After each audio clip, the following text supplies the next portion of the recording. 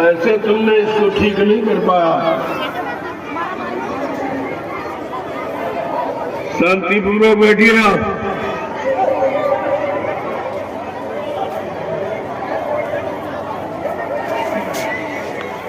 जब शांति से बैठोगे तब वचन समझ में आएंगे, ऐसे आप समझ नहीं पाते। सब लोग शांति से बैठो और एक एक वचन को बड़ी सावधानी के साथ सुनते। ये वचन आपको सब तरफ से बचाने का काम करेगा। संत महात्मा फकीरों के वचन सब तरफ से रक्षा हिफाजत करते हैं, लेकिन जब उनके वचनों को अख्तियार करोगे, स्वीकार करोगे, अपने जीवन में लागू करो, तो ये सब लाभ तुम्हारे पास। इतने दिनों से आप पूजा पाठ कर रहे हो, तीर्थ व्रत कर रहे हो, हवन जब जब गंगा स्नान कर रहे हो, लेकिन कोई लाभ मिला? कोई बीमारी कम हुई, कोई परेशानी कम हुई, कोई झगड़े झंझट खत्म हुए आपसे? और मुसीबतें बढ़ती चली जा। इस पर आपको विचार करना चाहिए। ये परेशानी और बीमारी, दुख तकलीफ दूर करने को उपाय नहीं। अगर यही कोई बताने वाला, कोई कराने वाला होता, कराने वाले संत महात्मा फकीर जिन्होंने किया, जिन्होंने खुदा का दीदार किया, वो वक्ते मुर्शिद कामिल फकीर जब आपको मिल जाएंगे तो खुदा का दीदार करा देंगे। अपने मन से तुम कितने दिनों से हल्ला मचा रहे हो? पंडा पुजारी मंदिर पर लाउड स्पीकर लगा के हल्ला मचाता, मुल्ला मौलवी मस्जिद की चोटी पर लाउड स्पीकर लगा के हल्ला मचाता था, पादरी गिरजाघर की चोटी पर लाउड स्पीकर लगा के हल्ला मचा रहा, और ग्रंथी गुरुद्वारे की चोटी पर लाउड स्पीकर लगा के हल्ला मचा रहा। मैं आपसे पूछता कि हल्ला में अल्लाह मिला? क्या हल्ला में अल्लाह मिला? क्या कोई देवी देवता मिले? कुछ नहीं, कोई काम नहीं। और फिर भी तुम्हारी समझ में नहीं आ। ये मिलने के स्थान नहीं है, ये उनके यादगार स्थान, मंदिर, मस्जिद, गिरजाघर, गुरुद्वारा, ये सब उनके यादगार स्थान। यहाँ बैठकर हम उनकी याद करते हैं, लेकिन अपनी मनमुक्ता में नहीं। जब याद कराने वाले कोई सच्चे संत महात्मा फकीर मिल जाएंगे, कहते हैं जो काम दवा नहीं करती है वो काम दुआ कर देती है। जब मुर्शिद कामिल मिलते हैं तो बात खुदा से होती है। जो खुदा से मिलाने वाले, भगवान से मिलाने वाले, जब तक वो संत महात्मा फकीर नहीं मिलेंगे आपका कोई काम नहीं करा सकता। और कितना समय तुम्हारा निकल गया। पंडा पुजारी मंदिर में हल्ला मचा रहा, मुल्ला मौलवी मस्जिद में हल्ला मचा रहा, लेकिन मिला किसी को?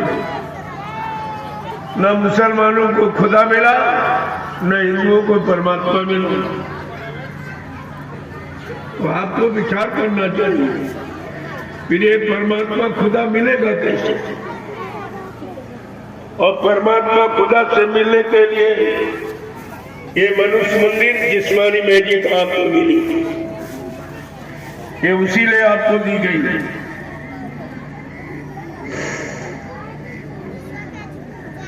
देखो संसार में जितने भी शरीर हैं, पशुओं के, पक्षियों के, जंगली जानवरों को, कीड़े मकोड़ों के, और सब में जीवात्मा रूह है। लेकिन वो खुदा का दीदार और परमात्मा का दर्शन नहीं कर सकते। ऐसा क्यों? क्योंकि कोई जिस्म शरीर एक तत्व का, कोई दो तत्व का, कोई तीन तत्व का, कोई चार तत्व का, लेकिन ये मानव जिस्म शरीर पांचों तत्वों से भरपूर है। छित जल पावक गगन समीरा, पंच तत्व या रचित शरीर। जल पृथ्वी अग्नि वायु आकाश, पांच मसालों को मिलाकर विचित्र कारीगरी से परमात्मा खुदा ने ये मनुष्य मंदिर जिस्मानी मंदिर बना के तैयार किया और इसी में अपनी चेतन रूह जीवात्मा को बैठा दिया। उसमें तो कोई बैठा नहीं जो तुमने बनाई है, जो तुमने ईंट पत्थर की बनाई है, उसमें कोई खुदा की रूह या परमात्मा की जीवात्मा बैठे। नकली मूर्ति ले आया और नकली लगा दी, मंदिर भी नकली और मूर्ति भी नकली। और अभी तक आपने कोई विचार किया नहीं, किसी से पूछा नहीं, जबकि धर्मशास्त्रों ने बराबर आपको नेक सलाह दी। उन्होंने कहा न हम बसामि वैकुंठे योगिना हृदय नचा मम भक्त्वा यत्र गहन्ति तत्र तिष्ठामि नारदा। भगवान कह रहे हैं नारद, मैं यहाँ कहीं नहीं रहता जहाँ तुम सब हमको खोजते हो। न मंदिर में, न मस्जिद में, न गिरजाघर, न गुरुद्वारे में, न तीरथ में, न मूर्त में, न कागज में, न पानी में। मैं तो तुम्हारे सब के अंदर आत्मा रूप में, रूह रूप में तुम्हारे सबके मनुष्य मंदिर जिस्मानी मैटिक में बैठा और वहां तुम कभी खोज नहीं करते, न किसी से पूछते हो। वहां के जानकार संत महात्मा फकीर होते। ये फकीरों को मालूम है कि खुदा का दीदार कैसे होगा। ये जिस्म शरीर नहीं करेगा। इस शरीर से आप न तो परमात्मा का दर्शन कर सकते हो और न ही खुदा का।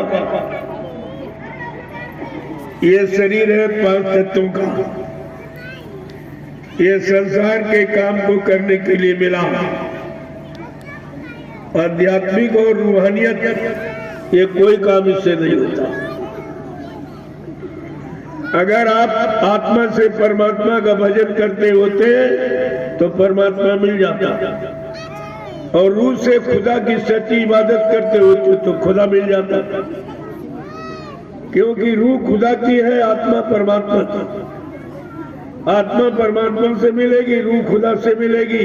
ये जिस्म शरीर ही पड़ा रहे और आप देखते हो इसको जला देते हो और गड्ढा खोद के दफना देते हो। ये तो जाएगा नहीं कहीं, ये यही नहीं। और तुम रात दिन इसी से करते हो, पूजा पाठ, तीरथ व्रत, इबादत, भजन सब शरीर से। और शरीर है नाशवान। संत महात्मा फकीरों ने क्या बताया? ये पंच भौतिक शरीर नाशवान है, ये क्षणभंगुर है, जल बिंदु की सदस्य क्षण मात्र में विलीन हो जाता। पांचों तत्व आपस में मिल जाते और शरीर गायब हो जाता। इसको नाशवान कहा। इससे संसार का काम कर सकते, शरीर का काम शरीर से, और आत्मा का काम आत्मा से, रूह का काम रूह से। यही तो आपको जानना चाहिए। और बिना सत्संग के तवारी के कोई नहीं बताता, ये किसी को नहीं मालूम। परमात्मा संत महात्मा के जरिए मिलता है और खुदा सच्चे फकीरों के जरिए मिलता है। और तुमने जरिए को छोड़ दिया। जो तुम्हारा आधार बेस था वो तो आपसे छोड़ दिया और तुम जड़ता की तरफ चले गए। जबकि चेतन चेतन को मिलाएगा और जड़ जड़ को मिलाएगा। ये शरीर जड़ है, लेकिन इसमें जो परमात्मा की जीवात्मा बैठी वो चेतन, जो खुदा की रूह बैठी वो चेतन। चेतन से चेतन को प्राप्त करो और जड़ से जड़ को प्राप्त होगा, कौन मना करता? लेकिन जानकारी तो ले लो। जब तक जानकार नहीं मिलेंगे तब तक जानकारी नहीं मिलेगी। जानकारी नहीं मिलेगी आपका कोई काम नहीं होगा। कितने दिनों से आप पूजा पाठ करते हो? शरीर इंद्रियों से 3 युगों से कर रहे थे, एक दिन से नहीं। 3 युग निकल गए आपको, सतयुग, त्रेता, द्वापर और 5500 वर्ष कलयुग के भी निकल गए। क्या कर रहे हैं आप? शरीर इंद्रियों से पूजा पाठ, तीर्थ, व्रत, दान, हवन, जप, यज्ञ, गंगा स्नान, इबादत सब शरीर से कर रहे हैं। तो शरीर को लाभ मिलेगा? ऐसा नहीं है। अब ये पूजा पाठ करने से शरीर को क्या मिला? मान मिला, सामान मिला, सम्मान मिला। अगर आत्मा से परमात्मा का भजन करते हो तो भगवान मिलता। इसीलिए कहा कि आत्मा से भजन करोगे तो भगवान मिलेगा, और शरीर इंद्रियों से पूजा पाठ और तीर्थ, व्रत, दान, हवन, जप, यज्ञ, गंगा स्नान करोगे तो मान मिलेगा, सामान मिलेगा, सम्मान मिलेगा। ये दोनों चीजें अलग है। संत महात्मा फकीर किसी की निंदा नहीं करते, किसी को खराब नहीं कहते। दोनों रास्तों की जानकारी आपको देते कि शरीर इंद्रियों से करोगे शरीर इंद्रियों को लाभ मिलेगा, आत्मा रूह से करोगे तो आत्मा रूह को लाभ मिलेगा। बिल्कुल सीधा रास्ता। लेकिन आपने आत्मा का काम पूछा नहीं। परमात्मा आत्मा का विषय, खुदा रूह का विषय, जिस शरीर का विषय नहीं। अगर जिस शरीर का विषय होता तो इतने दिन से आप हल्ला मचा रहे हो तो जरूर मिला होता। कोई पंडा पुजारी कह दे कि तुम्हें भगवान मिला, कोई मुल्ला मौलवी कह दे कि मैजवी ने तुमको खुदा मिला, और कोई पादरी कह दे गिरजा घर में तुम्हें गार्ड मिला, और कोई सिख कह दे गुरुद्वारे में तुम्हें सच्चा सद्गुरु मिला। ये आपको पूछना चाहिए, ये जानकारी करनी चाहिए थी। आखिर आप इतने दिनों से बुला रहे हो परमात्मा को, खुदा को, गाड को, लेकिन कोई नहीं बोला। न कोई बोला, न कोई मिला, और न किसी ने आपका कोई काम किया। अरे संसार में कोई काम करो, लाभ न मिले आप करोगे? खेती करते हो, अनाज पैदा न हो, आप खेती करोगे? दुकान व्यापार करते हो, अगर मुनाफा ना हो तो करोगे? तनख्वाह वेतन न मिले नौकरी करोगे आप? लेकिन ये पूजा पाठ, इससे तो कुछ नहीं मिला और परेशानियां बढ़ गई। तुम पूजा पाठ करते रहे, तीर्थ व्रत करते रहे, दान हवन जप यज्ञ गंगा स्नान करते रहे, और बीमारियां बढ़ गई, परेशानी बढ़ गई, तकलीफें बढ़ गई, दुर्घटनाएं बढ़ गई, हिंसाएं बढ़ गई, दैवी प्रकोप बढ़ गए, अकाल मौतें बढ़ गई। तो तुम्हारी पूजा का मतलब क्या है कि कैसे नहीं करते? अरे कौन सा लाभ पाने के लिए पूजा करते थे? वो तो लाभ आपको मिला, और आपने किसी से पूछा नहीं कि इतने दिनों से हम लोग पूजा कर रहे हैं, न देवी मिली, न देवता मिला, न भगवान मिला, न खुदा मिला, न गॉड मिला, कुछ नहीं मिला। आपको पूछना चाहिए, जानकारी लेनी चाहिए। तुम्हारा श्रम, समय, पूंजी ये सब व्यर्थ में चला। तो जरा सुन लीजिए 2 वचन, तो आप इस शंका संदेह मूल भ्रम से बच जाओ। अन्यथा 3 युग निकल गए तो तुम्हारा भी निकल जाएगा। जब बड़े बड़े ऋषि मुनियों को, योगियों को, महर्षियों को, ब्रह्मचारियों को, अवतारी शक्तियों को, ज्ञानी विज्ञानियों को नहीं मिला, वो मालिक इनको भी नहीं मिला। ब्रह्मा जी ब्रह्मलोक का सुख आनंद उठा रहे, उनकी जीवात्मा जगी न घर पहुंची। भगवान विष्णु विश्वलोक का सुख आनंद उठा रहे, उनकी जीवात्मा जगी न घर पहुंची। भगवान शिव शिवलोक का सुख आनंद उठा रहे, उनकी जीवात्मा जगी न घर पहुंची। भगवान राम साकेत लोक का सुख आनंद उठा रहे, उनकी जीवात्मा जगी न घर पहुंची। और भगवान कृष्ण गोलोक का सुख आनंद उठा रहे, उनकी जीवात्मा जगी न घर पहुंची। और देवी देवता देवलोक का सुख आनंद उठा रहे, लेकिन उनकी जीवात्मा जगी न घर पहुंची। क्योंकि जीवात्मा जगाने का अधिकार केवल संत महात्मा फकीरों को, और ये काम कोई नहीं। इसलिए जब कलयुग में संत पधारे तब उन्होंने ये रास्ता बताया। ये ज्ञानी विज्ञानियों ने भी नहीं बताया, ऋषि मुनियों को भी नहीं मालूम। ये रास्ता केवल संत महात्मा फकीरों के पास जब इस कलयुग में आए उन्होंने रास्ता। सर्वप्रथम कबीर साहब आए, वहीं से संत नाम आपको सुनने को मिला और उन्हीं से ये संत मत चला, इसके पहले नहीं था। 4 वेद 6 7 18 पुराण 19 उपनिषद और 36 ऋचाएं जिनमें धर्म चर्चा लिखी, इनमें भी संत नाम नहीं। और सतयुग त्रेता द्वापर में संत नाम। संत नाम अभी 750 वर्ष जब से कबीर साहब आए तभी से ये संत नाम सुनने को मिला। इसीलिए तो उन्होंने कहा गिरी बदरिया पाप की बरस रहे अंगार, और संत न आते जगत में तो जर मरता संसार। अगर संत महात्मा फकीरों का आगमन इस भारत भूमि पर न हुआ होता तो जीवात्मा रूहों को कभी खुदा के पास और परमात्मा के पास जाने का अवसर ही नहीं मिलता। ये उनकी दया कृपा मेहरबानी, और आप उनके बारे में कुछ जानते नहीं। न मुसलमान फकीरों को पहचानता, न हिंदू संत महात्माओं को पहचानता। ये पहचान किसी का, ये शरीर है, ये पहचान उनकी नहीं है। ये आंख कान नाक को आंख उनकी पहचान नहीं है। उनकी पहचान है कि जीवात्मा जिसकी जगेगी परमात्मा से मिलेगी, ये पहचान है। जिसकी रूह जगेगी खुदा का दीदार करेगी, वो फकीर है। ये दाढ़ी बाल, ये लाल पीला कपड़ा, ये किसी तरह का और पाखंड, ये फकीर उनकी पहचान नहीं है। ये तो शरीर को आपने बाहर से ये आवरण डाल दिया, वो तो अंदर में है। अरे आत्मा अंदर में, मन भी अंदर में, काम कर लो, मोह अहंकार सब अंदर में है, बाहर कुछ नहीं। बाहर तो ये चमड़े का खोल है, कुछ नहीं।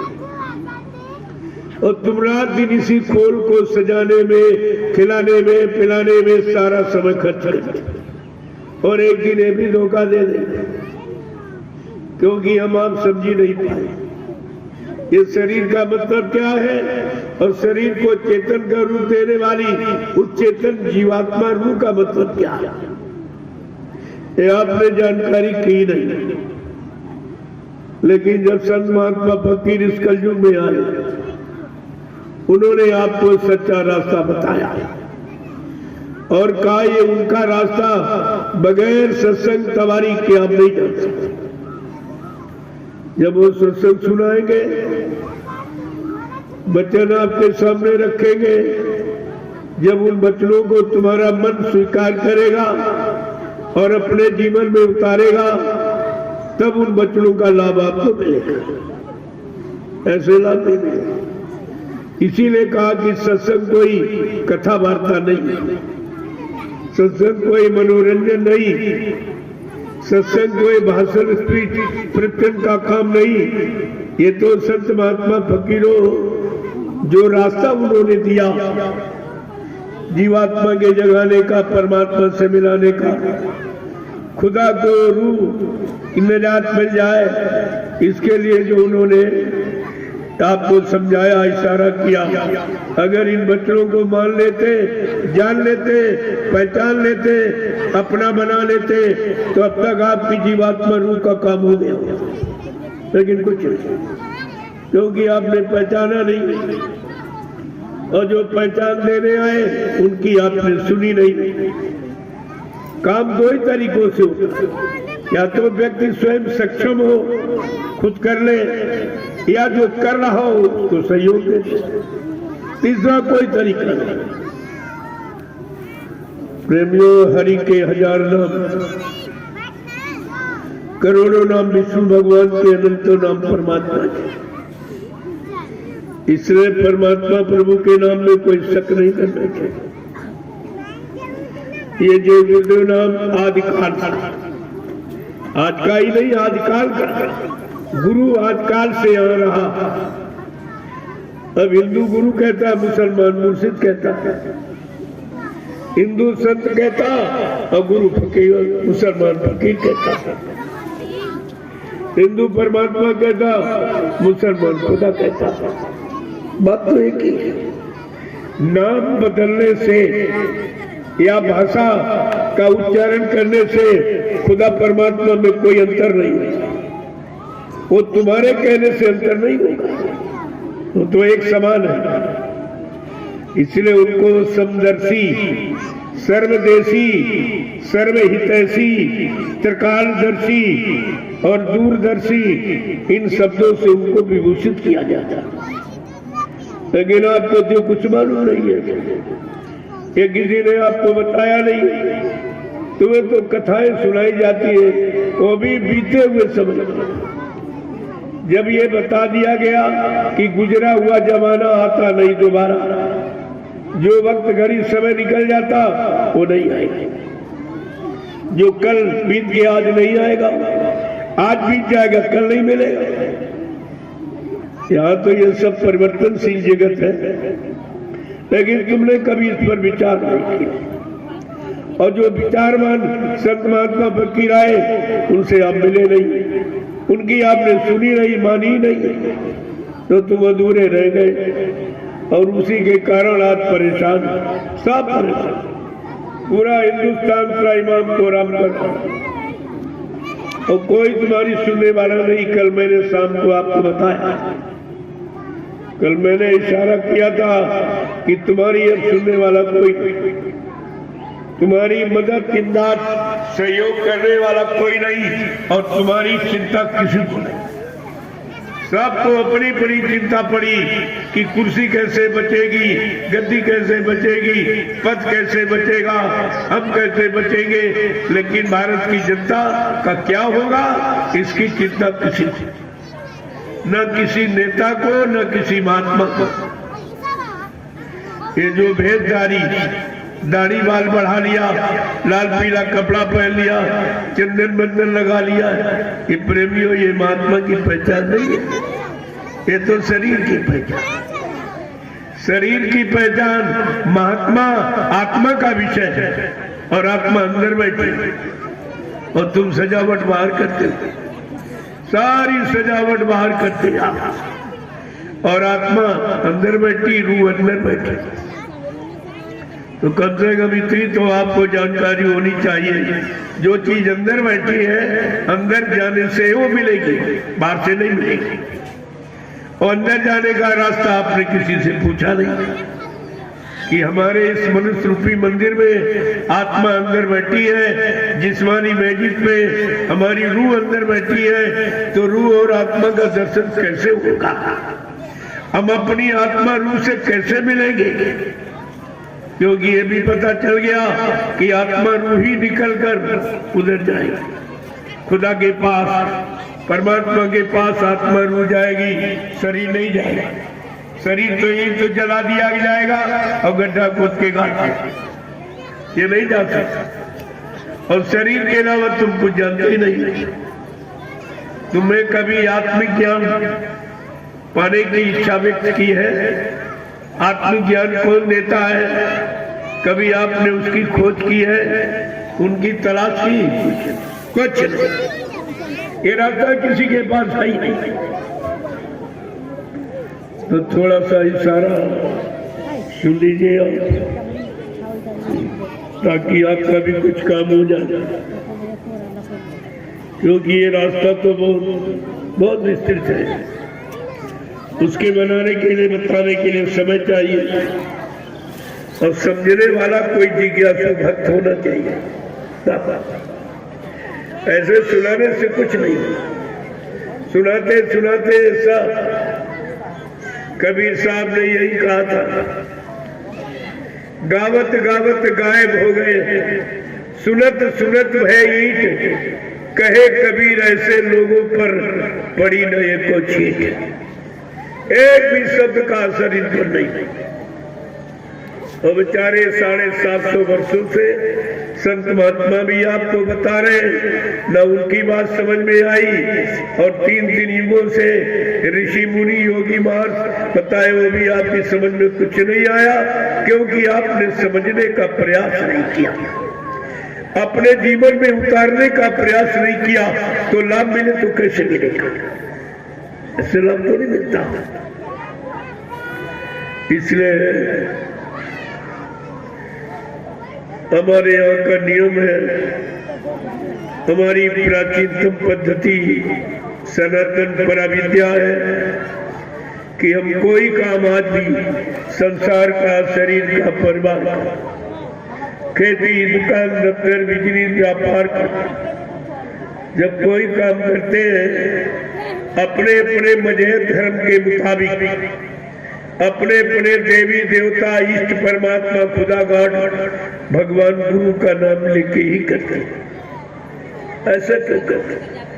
तुमने तो खुदा देखा नहीं, तुमने तो परमात्मा देखा नहीं, तुम्हें देवी देवता मिले नहीं, फिर आप नाम कैसे जानते? अगर जानते नहीं, ऐसे नाम चिल्लाते रहो तो क्या पता हम किसको बुला रहे हैं, जिसको देखा नहीं, तो ऐसे बुलाने से क्या हुआ जाएगा? वो भी शंका करेगा, पता नहीं किसको बुला रहा। और खुदा से मिलाने वाले केवल फकीर, फकीरों का फकीर, जो केवल हीर हो, न उनमें स्वार्थ है, न लोभ है, न लालच, न काम है, न क्रोध है, न लोभ है, न मोह है, न अहंकार, न ईर्षा, एकदम फकीर, पाक साहब निर्मल पवित्र, उनको फकीर।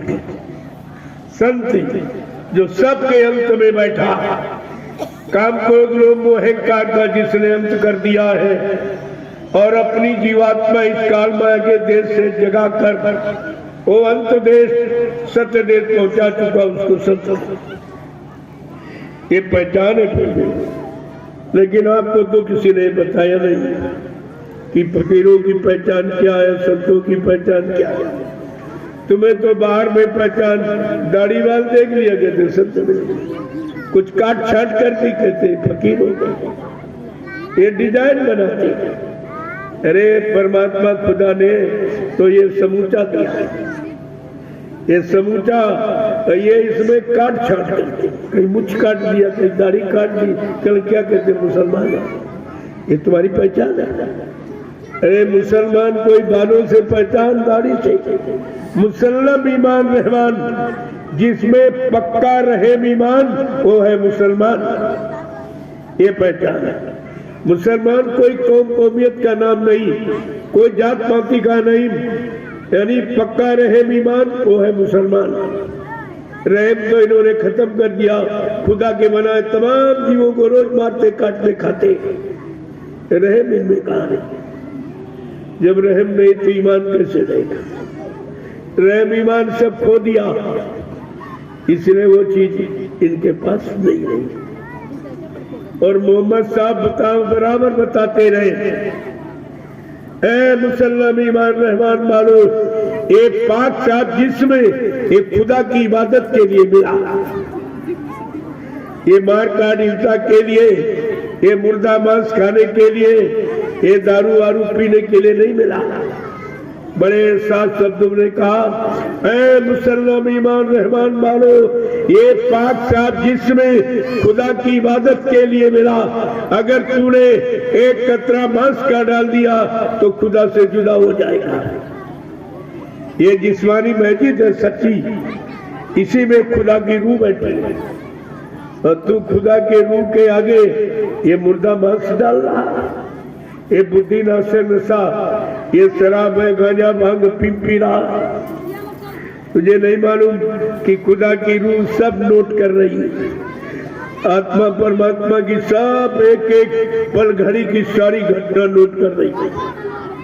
तुमने क्या क्या खाया और क्या क्या गंदगी फैलाई, कौन से गंदे कर्म किए, कितना पाप किया, कितना पुण्य किया, कितना सुख किया, कितना सुख का, वो सब देखने वाली जीवात्मा रूह तुम्हारे अंदर ही बैठी, और तुमने इधर उधर देखा, कोई नहीं देख रहा, फट से बुरा कर्म कर डाला, और देखने वाली जीवात्मा ने नोट कर दिया। इतनी बार महात्मा फकीर आपको समझाते कि बच्चा तुम्हारे पीछे कुदरत ने एक कैमरा लगा दिया। जैसे इंसान के बनाए कैमरे से आपको डर लगता कि कैमरे के सामने जाएंगे तो सारी हकीकत खोल देगा, तो इंसान के बनाए कैमरे से डर, और भगवान खुदा का बनाया कैमरा उससे बिल्कुल डर, कोई डर नहीं। कितनी हिंसाएं, कितनी हत्याएं आपने जीवन में की, ये क्यों करते हो? क्या तुमने कोई जीव जंतु बनाया है? तुमने मुर्गा बनाया कि बकरा बनाया कि मछली बनाई कि अंडा बनाया? जब तुमने बनाया नहीं तो मारने काटने का अधिकार किसको दिया? जैसे तुमने बच्चे बनाए, अगर तुम्हारे बच्चों को कोई मारे काटे सताए, आपको कैसा लगेगा? तुम्हें अच्छा लगेगा? तो ये खुदा के बनाए और परमात्मा की बनाई व्यवस्था, ये जीव जंतु, ये उसके परिवार है, और उसके परिवार को मारोगे, काटोगे, सताओगे, अपमानित करोगे तो खुदा परमात्मा खुश होगा कि नाराज होगा? इतनी छोटी बात अभी तक नहीं समझ पाए, और इसी का एक प्रायश्चित है जिसके लिए मोहम्मद साहब ने कहा था। बड़े ध्यान से सुने मुसलमान भाई कि मोहम्मद साहब ने क्या कहा। 14वीं हिजरी के अंत में खुदा का पैगाम लेकर एक फकीर जमीन पर उतरेगा जिसका लिहाफ यानी वेशभूषा सफेद होगी। ये सफेद पोधारी हिंदू कौम का जन्मा फकीर खुदा का खुदाई पैगाम संपूर्ण इंसानी जात को सुनाएगा। और जब वो अपना एक हजूम काफिला लेकर कहरे दरिया को पार करता हुआ पूरब से पश्चिम की तरफ बढ़ेगा, इंसानों में भारी कोहराम मच जाएगा। उस समय हिंदुस्तान की सड़कें काली पड़ जाएगी, यानी कोई तारकोल डामर नहीं जानता था। लेकिन मोहम्मद साहब उनकी रूह की दिव्य आंख खुली हुई है, भूत वर्तमान को देख रहे और बता रहे। जब वो फकीर अपना हजूम काफिला लेकर कहरे दरिया को पार करता हुआ पूरब से पश्चिम तरफ बढ़ेगा, इंसानों में भारी कोहराम मच जाएगा। उस समय हिंदुस्तान की सड़कें काली पड़ जाएगी। जो भी गुनहगार उस फकीर के कदमों में जाके अपने गुनाहों की माफी मांगेंगे तो जीते जी इन्हीं नजरों के द्वारा खुदा का दीदार पाएंगे। अगर उस फकीर के वचनों को ना माना, उस पर ना विश्वास किया, तो मोहम्मद साहब कहते कयामत आ जाएगी। प्रेमियों, उर्दू में कयामत, हिंदी में प्रलय कहते यानी विनाश, सर्वनाश। अगर उस फकीर के वचनों को ना माना गया, उन पर ना विश्वास किया गया, तो एकदम विनाश की स्थिति तैयार हो जाए। तो साफ साफ कह गए, क्या किसी मुसलमान ने इसको अख्तियार किया? सुना कुछ न खुदा की बात मुसलमानों ने समझी सुनी फकीरों के जरिए, और न ही हिंदुओं ने संत महात्माओं की बात जो परमात्मा के लिए बताते उनकी सुनी। इसीलिए आप खुदा परमात्मा से दूर होते चले जा रहे। जब तुम्हारी दूरी बढ़ गई तो तुम किसको बुलाओगे? क्या मुसलमान खुदा को बुलाएंगे या हिंदू परमात्मा को बुला पाएंगे? इतनी दूरी आपने बढ़ा दी। रहे मोर दया अपने अंदर की सब खत्म कर दी। मारकाट, हिंसा, चोरी में एकदम लिप्त हो गए आप। जब तुम किसी की नहीं सुनोगे तो तुम्हारी कौन सुनेगा। इसलिए खुदा ने अपना एक नाम रहमान रखा। रहमान दयावान तुझे, दयालु कृपालु कहते हैं।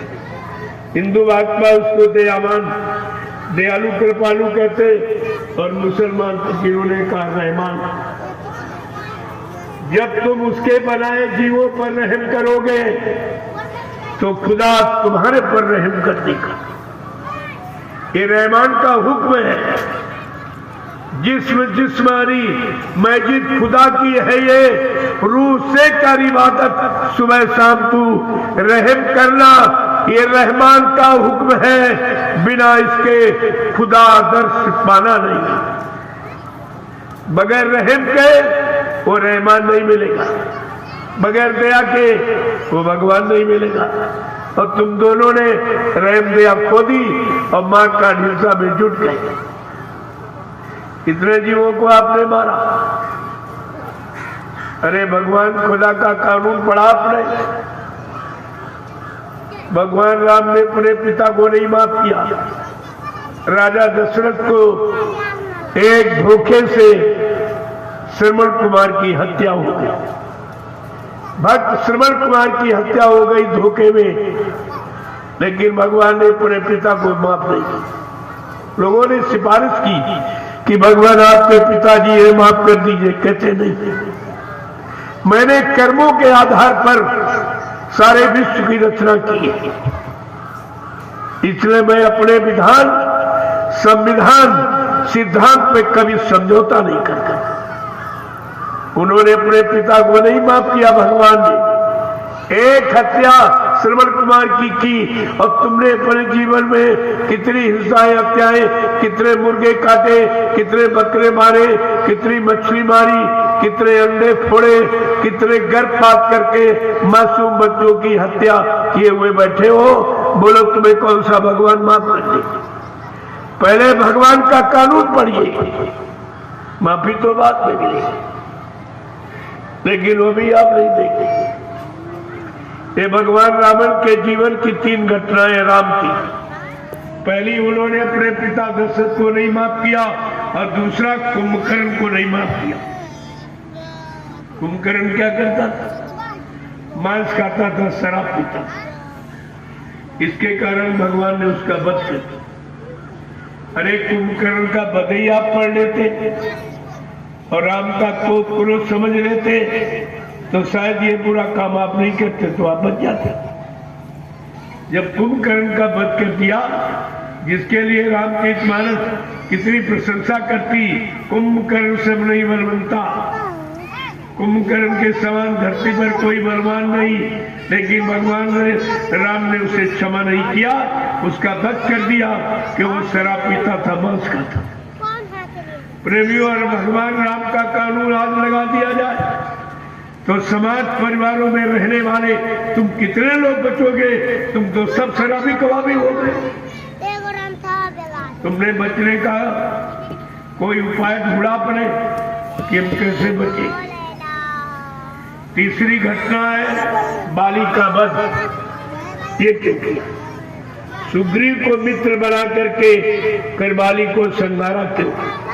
एक भाई को मित्र बना रहे, एक का वध कर रहे, ये क्या? वैसे नहीं, उन्होंने कानून बनाया। धारा, बगैर धारा के सजा नहीं सुना जाए, उन्होंने धारा लगाई। तो भगवान राम के कानून क्या जरा पढ़ लीजिए। अरे रामचरितमानस भगवान राम के कानून, सिद्धांत और नीतियों का ग्रंथ है। अगर इस उद्देश्य से आप पढ़ते तो आपका मानव जीवन, ये पारिवारिक जीवन, सामाजिक जीवन और व्यवहारिक जीवन ये कष्ट मुसीबत में नहीं होता। लेकिन आपने पढ़ाई नहीं उसको, और तुम्हारे घर में लिखवा के रखवाई गई 550 वर्ष पहले से। कितने पहले महात्मा आपको सलाह देते। संत गोस्वामी जी महाराज ने ये रामचरितमानस लिखा। 550 वर्ष पहले हिंदुओं के घर में रखवा दिया कि तुम हमरे में दया बनाए रखना, प्रेम प्यार मोहब्बत कायम रखना, सेवा दया सदाचार परमात्मा की यादगार करते रहना, माँ बहन बेटी बहू की परख पहचान बनाए रखना। लेकिन आपने तो उसकी भी बात नहीं मानी, रामचरितमानस की भी बात तो आपने नहीं मानी, तो इसलिए मुसीबत में चले और वही मुसीबत आपके सामने आके खड़ी हो गई जो तुमने फकीरों महात्माओं के बच्चों को नहीं माना। ये उसी का परिणाम है। तो भगवान राम ने कौन सा कानून बनाया जो बालिका वध करे? क्या लिखा है कि अनुज बधू भगनी सुत नारी और सुन साथ ये एक कन्या समचारी, इन्हें कुदरा की बिलो के जोई और ताए बधे कछु पाप न होई। देखो कानून है सीताराम जी का। और आप सोचिए सीताराम की पूजा कितनी कठिन। सीताराम कहने से काम नहीं बनेगा। सीताराम ने क्या कहा, क्या बताया, क्या समझाया, जब तक वो अपने जीवन में नहीं उतारोगे तो सीताराम का दर्शन नहीं मिलेगा। सीताराम से मिलने वाला कोई लाभ नहीं मिलेगा।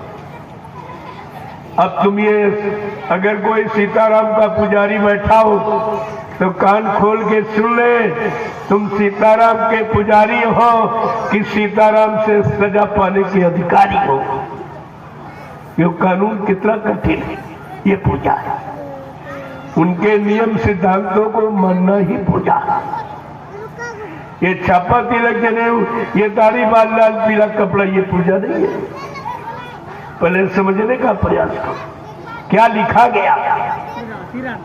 अनुज बधू भगनी सुतनारी सुन सठिए कन्या समचारी, इन्हें कुदरती बिलोके जोई ताए बधे कछु पाप न होई। कितना अनुज बधू, अनुज माने छोटा भाई, बधू माने स्त्री। छोटे भाई की स्त्री भी बहू के समान मानी जाती। भगनी माने बहन और भगनी सुतनारी बहन के लड़के की स्त्री, ये भी बहू के समान। और कुंवारी कन्या, ये चारों निजी कन्या के समान। अगर इनको कोई बुरी नजर से देखे या इनके चरित्र को खराब करने की कोशिश करे, ऐसे इंसान का अगर वध कर दिया जाए तो कोई पाप नहीं है। ये है सीताराम जी का कानून। क्या तुम बच सकते हो? सीताराम के कानून से आप बच सकते हो। इतना ही नहीं, और उन्होंने कानून बनाया। क्या रामचरितमानस कहती कि जननी सामो जानो पर नारी और धन पराए विष से विष भारी। ये तो और पूजा कठिन। पराई स्त्री को अपने मां के समान जानो, पराया धन जहर का जहर मानो। ये दोनों काम तुम्हारे बस के नहीं। न पराई स्त्री को मां मान सकते हो, तुम्हारी नारी समाज पर दृष्टि पड़ते ही गंदी हो जाती, और सुबह आंख खुलती शाम को बंद होती। यही सोचते दिन भर किसको लूटना, किसको ठगना है, किसकी चोरी, किसकी डकैती, किसका कत्ल करना, किसका अपहरण करना, किसको धोखा देना, किसकी बेईमानी, किसकी छीनाई। इसके अलावा कोई अच्छा तुम सोचते ही नहीं। अब बताओ सीताराम की पूजा कैसे करो? ये पूजा है। पूजा माने उनके वचनों को मानना, उनके बनाए सिद्धांतों पर चलना, ये पूजा है, ये भक्ति है। लेकिन ये तो तुम्हारे बस की है ही नहीं, ये आप कर ही नहीं सकते।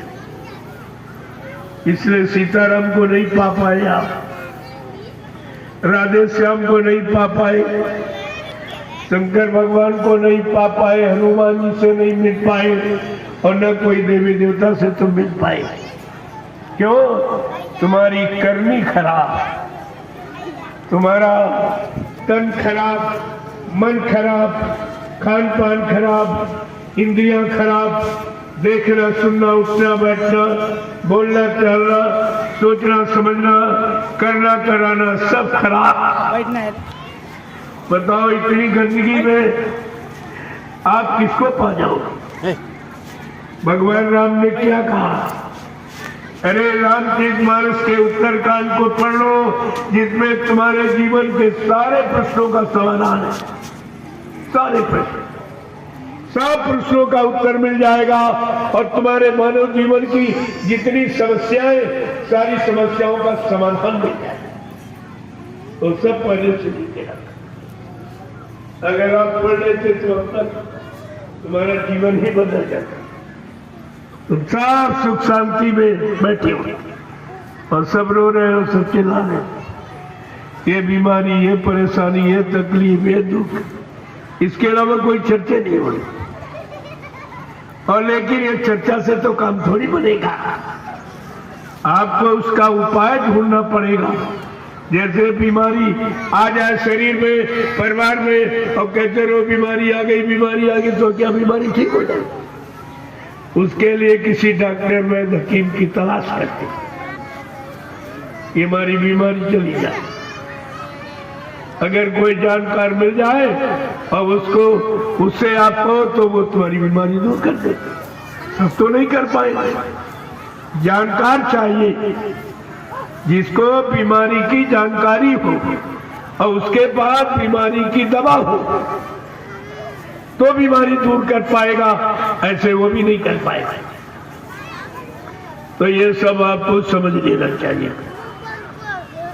इसलिए जब सत्संग वचनों को सुनोगे, सत्संग, सत्य का संग जब करोगे तो झूठ छल कपट ये सब अपने आप समाप्त। लेकिन जब तक सत्य का संग नहीं करोगे तब तक झूठ जाने वाला नहीं, और झूठ नहीं जाएगा तो परेशानी नहीं जाएगी, मुसीबतें नहीं जाएगी, लड़ाई झगड़े नहीं जाएंगे, मारकाट हिंसा नहीं जाएगी, कत्लेआम नहीं, ये कुछ नहीं खत्म होगा।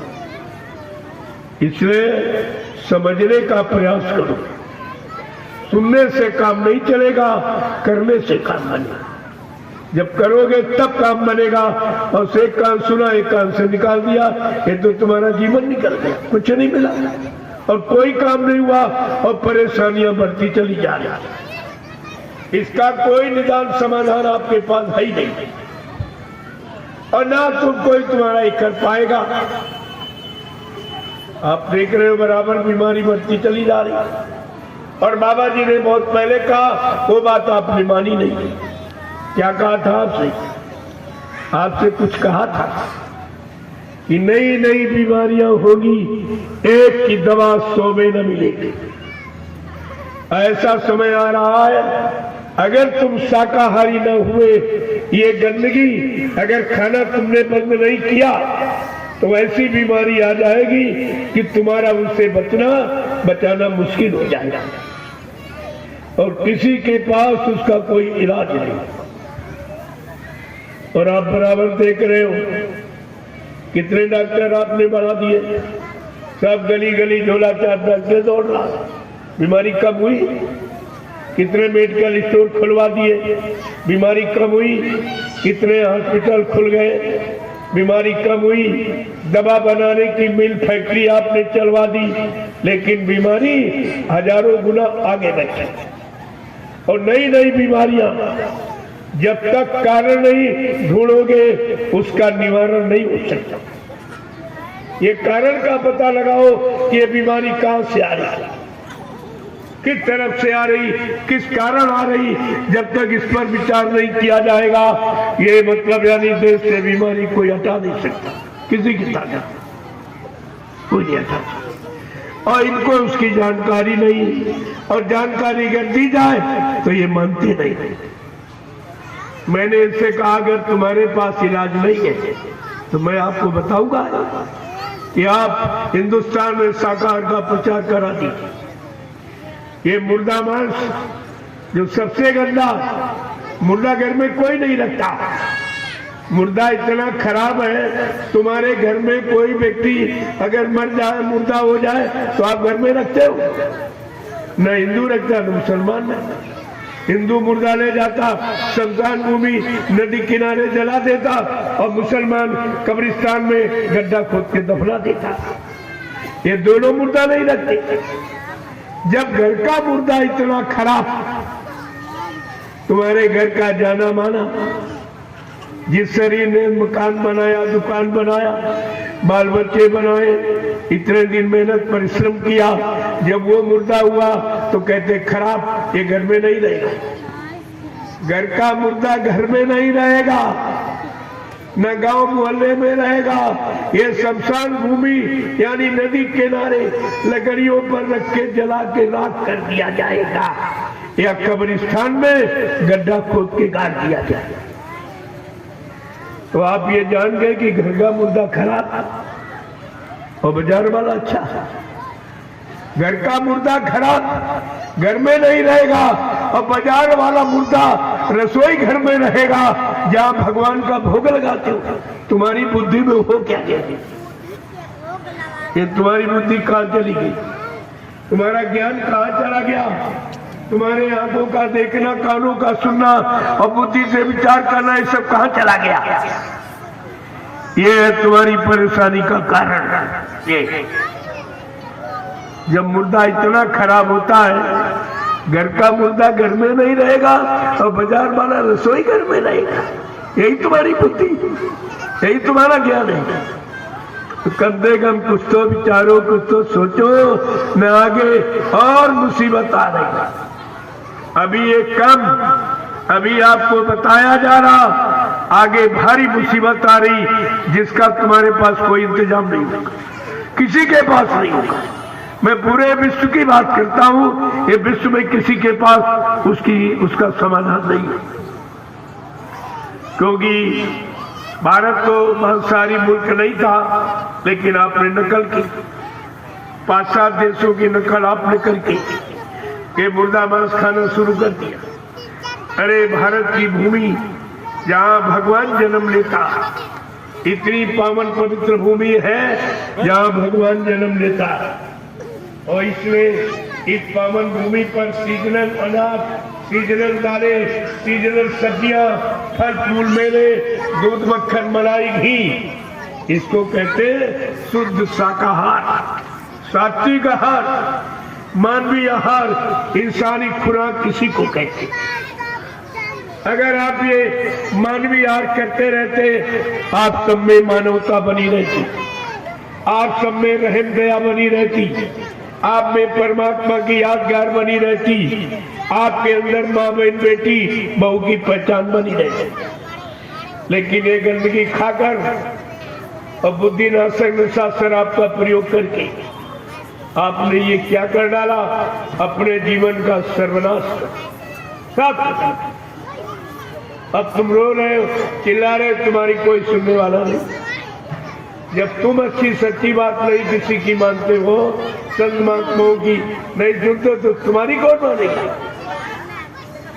इसलिए प्रेमियों, पहले मैं बोलूंगा, इसके बाद आप सब। जय गुरुदेव, जय गुरुदेव, जय गुरुदेव,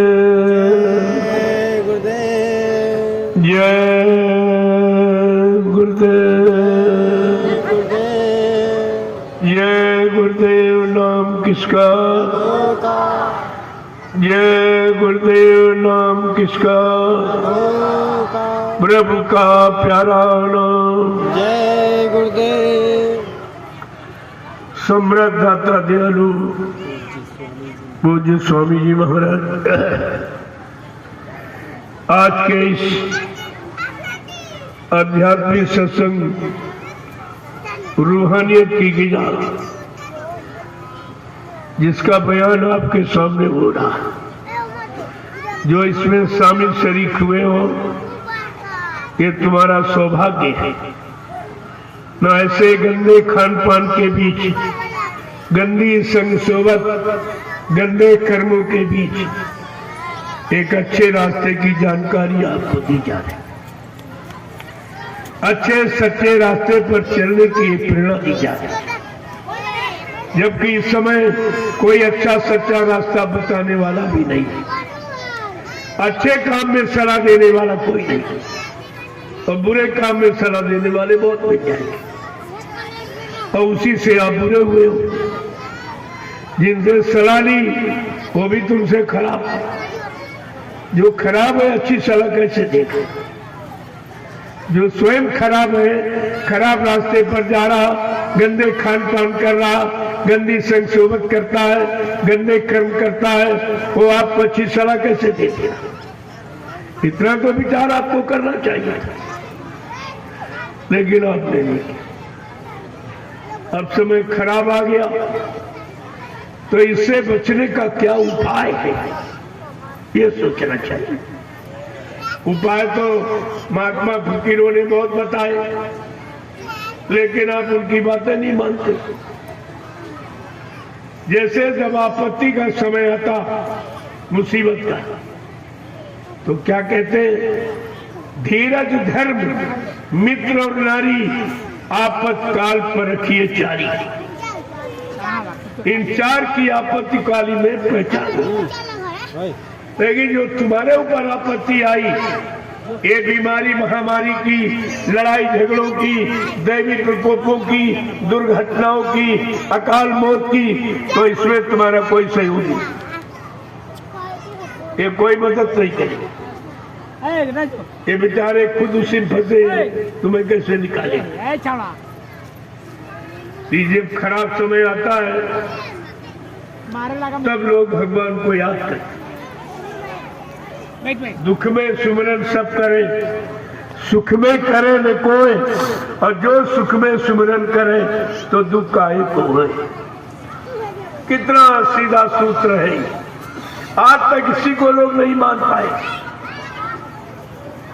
आज मुसीबत का समय आ गया, आप किसको याद करोगे, किसको बुलाओगे, कौन तुम्हारी मदद करेगा? जिंदा मदद करता है कि मुर्दा मदद करता है? जड़ चेतन में कोई अंतर समझा कुछ नहीं, और सब जड़ पूजा में जुटे पड़े।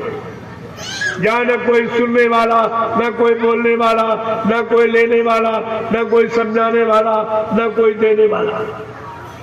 वहां तुम्हारी आस्थाएं जुड़ी है, वही तुम पूजा करते हो। जब तुम नहीं सच्ची अच्छी बात माने तो कुदरत को फैसला लेना पड़ा। मैंने कल शाम को आपको बताया था, ये कुदरत को फैसला लेना पड़ा। जब आपने अच्छी सच्ची और चेतन बात किसी की नहीं मानी और सब पत्थर कागज में फंस गए। भगवान राम ने क्या बताया आप? उन्होंने किसकी पूजा की? भगवान राम ने किसकी पूजा की? कम से कम ये तो विचार करो। अरे भगवान की बात तो मानो, चलो इंसान की नहीं मानते, लेकिन भगवान। गोस्वामी महाराज ने लिख के बताया कि मर्यादा पुरुषोत्तम भगवान राम कि प्रातः समय उठ के रघुनाथा और माते पिता एक गुरु नाम है माता। भगवान राम सुबह उठकर ब्रह्म बेला ब्रह्म मुहूर्त में माता पिता गुरु की पूजा, यानी चेतन पूजा, माता पिता गुरु। भगवान माता पिता की गुरु की पूजा कर रहे हैं और बता रहे हैं आपको कि चेतन पूजा करो, जो सुनेगा दुख दूर करेगा। तुम तो भगवान की बात नहीं मानो। भगवान चेतन पूजा और तुम कागज पत्थर पानी की पूजा कर। तुम जल की पूजा, वो चेतन की बात करते। आगे उन्होंने और स्पष्टीकरण किया। लंका जीत के अयोध्या में आए पूर्ववासियों ने बड़ी खुशी मनाई कि हमारे भगवान ने बड़ा साहसिकार किया। जब प्रशंसा करने लगी प्रजा तो भगवान राम दौड़ के आए, कहा अरे भाई नहीं, मैंने कुछ नहीं किया, हमको नाहक सनसनी बना रहे हो, मैंने कोई काम नहीं किया। तो प्रजा करी भगवान किसने किया ये सब? दुष्टों का संहार, भक्तों की मदद, धर्म की स्थापना, ये किसने किया? तो भगवान राम ने क्या कहा? पढ़ा आपने उसको? क्या कह रहे कि गुरु वशिष्ठ कुल पूज्य हमारे, और इनकी कृपा आदनुज मारे। भगवान राम क्या कह रहे? मैंने नहीं किया, मेरे कुल के पूजनी मेरे गुरु महाराज वशिष्ठ जी, ये गुरु महाराज की दया से काम हो गया। प्रेमियों, भगवान गुरु पर न्योछावर और तुम कागज पत्थर पानी पर न्योछावर। भगवान की बात भी तुम्हारी समझ में नहीं आई। भगवान ने किया और करके दिखाया, जिसको संत गोस्वामी जी महाराज ने रामचरितमानस में लिख के बताया कि ऐ मानव इंसान, तुझे क्या करना है? तुझे जल पूजा करनी कि चेतन पूजा करनी, मुर्दे की पूजा करनी कि जिंदे की पूजा करनी? लेकिन समझ में किसी के नहीं आई। तब ये कुदरत को फैसला लेना पड़ा। क्या फैसला लेना पड़ा? तुम्हारे जितने पूजा घर थे, मंदिर, मस्जिद, गिरजाघर, गुरुद्वारे, धर्मस्थल, आश्रम, सब में ताली लगा दी। अभी कोरोना काल में सब में ताली, और कोई नहीं पूरा। किसी कोई पंडा पुजारी, कोई मुल्ला मौलवी, कोई ग्रंथी, कोई पादरी, किसी की जबान नहीं खुली कि इनके बंद करने से क्या कोई कोरोना की बीमारी है? दवा नहीं है। ये कोरोना बीमारी की कोई दवा है क्या? जो धर्म स्थलों को बंद किया जा रहा, ये तो काम कभी नहीं किया गया। जितने यहाँ बादशाह हुए, सम्राट हुए, राजे महाराजे, प्रधानमंत्री, राष्ट्रपति हुए तमाम, लेकिन ये काम किसी ने नहीं किया जो काम इन लोगों ने कर डाला। और तुम सब जबान बंद किए बैठे रहे, कुछ नहीं। जब कुछ नहीं कहोगे वो तो काम करता ही रहेगा। वो समझता हम अच्छा करते, हमारी प्रजा कुछ कहती नहीं, कोई विरोध नहीं करता। तो आपकी जो आपने ये मौन धारण किया, इससे कितना बड़ा नुकसान हो गया। जब मंदिर मस्जिद बंद कर दिए, देखा देखे कोई बोलेगा कि नहीं, कोई नहीं बोला। तो तुमको बंद किया 3 महीने के तुम्हारे मकान में कोरोना काल, तुम्हारे मकान, तुम्हारे घर जेल बन गए 3 महीने के लिए। क्या ऐसा कभी किसी राजा ने किया? विचार कीजिए आप। फिर कोई नहीं बोला तो इन्होंने क्या किया? तुम्हारी दुकान बंद, तुम्हारा व्यापार बंद, तुम्हारी मार्केट बंद, सब खत्म। फिर नहीं कोई बोला, फिर भी किसी की जबान नहीं खुली। आखिरकार हमने कौन सा अपराध किया है, कौन सा पाप किया है? हमने राष्ट्र का या देश का, समाज का कौन सा हमने नुकसान किया जो हमारे ये सब रोजी रोटी बंद किए जा रहे हैं? हमारा परिवार कैसे चलेगा, बाल बच्चे? कोई नहीं बोला। जब नहीं बोले आप तो फट से उसने रेल और मोटर यातायात सब बंद, फिर भी नहीं बोले। अरे कोई राष्ट्रपति, प्रधानमंत्री मर गया हो, ये ट्रेन तब भी नहीं बंद होती, लेकिन कोरोना काल में वो भी काम। ये है कलयुग जा रहा, कैसे कैसे काम कर रहा, जरा देखिए इसको। और ये कलयुग इनके सिर पे बैठा, वो तो अपना काम करेगा ही, लेकिन तुम्हारा काम नहीं करेगा। कलयुग तुम्हारा काम नहीं करेगा। अगर तुम्हारा काम करता तो बाबा जी क्यों कहते हम कलयुग को भगाएंगे और सज्जू को लाएंगे? तुम्हारा काम सज्जू करेगा और इन सब पर कलयुग सवार। कलयुग घेरे चारी ओर, मनुआ जई हो गोली। तुम कहाँ जाओगे भक्ति? चारों तरफ कलयुग में घेराबंदी कर दी। आप समझते रहे बाबा जी तो झूठ बोलते, अब सब हो गया, सब बंद हो गया तुम्हारा। जब तुम नहीं बोले कि रेल और मोटर सड़क यातायात सब बंद, कोई नहीं बोला तो फट से उसने न्यायालय और कार्यालय और विद्यालय सब बंद किया। कोई बोला, कोई पक्ष विपक्ष बोला, कोई नेता बोला, कोई महात्मा बोला, कोई तुम्हारा हमदर्दी निकला, कोई नहीं। लेकिन मैं तभी बता रहा था, मैं अपने आश्रम सदगुरु धाम में विचारों में जो आप सबके लिए बना के तैयार किया है, मैं पूरे कोरोना काल में बराबर संदेश देता रहा। मैंने एक दिन भी बंद नहीं किया और मैंने चैलेंज किया, हमारे सदगुरु धाम में कोरोना नाम की कोई बीमारी आई नहीं सकती। कोरोना की हिम्मत नहीं है कि सदगुरु धाम में कोरोना आ जाए, चलिए ना कोई बीमारी ना कोई मरीज, हजारों प्रेमी रहते। और मैंने 3 महीने भोजन बंटवाया क्षेत्र आश्रम भंडारे से बना और अपने आश्रम के फार्म से 3 महीने सब्जी बंटवाई वहां आसपास के गांव में। ये काम भी करके दिखाया। आज कर्मचारी अधिकारी सब चुप, कोई नहीं है, कोई हमारे बारे में कुछ कह ही नहीं सकता। इतना मैंने काम किया है, इतनी मैंने सेवा की और बदले में कुछ नहीं, एक नया पैसा और कोई आम काम की बात कुछ। तो काम है प्रेमियों। जब काम किया जाएगा तो उसके बारे में सबको समझना पड़ेगा।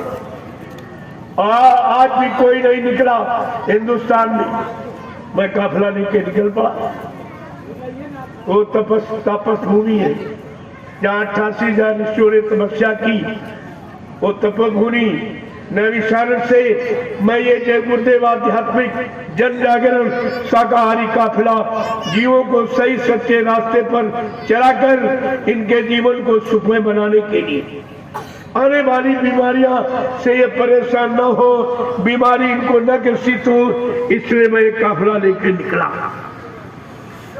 और उत्तर प्रदेश के कुछ जिलों से होता हुआ बनारस में कार्यक्रम करके वहीं से प्रारंभ कर ये प्रसाद वितरण और संदेश देता हुआ मैं रांची झारखंड की राजधानी वहाँ 1 सप्ताह का आध्यात्मिक संदेश कार्यक्रम, वहीं से मैं बिहार के लिए ये काफिला रवाना कर और ये 2 महीने बिहार में भ्रमण करेगा, बराबर संदेश देगा, शाकाहारी बनने की प्रार्थना करेगा, आने वाली मुसीबत आपत्तियों से बचाने के लिए, ताकि कोई हिंदुस्तान का हिंदू मुसलमान, कोई कौमियत, कोई जात पाति का ये न कह सके कि हमको समय के पहले जानकारी नहीं दी गई। जब इतना खराब समय आने वाला, इतनी बड़ी बीमारी आने वाली, तो कम से कम बताना चाहिए। इसलिए मैं ये जानकारी आपके पास से आया और आपको दे रहा हूं। मान जाओगे तो अच्छी बात, नहीं मानो तो तुम जानो, तुम्हारा काम जाने।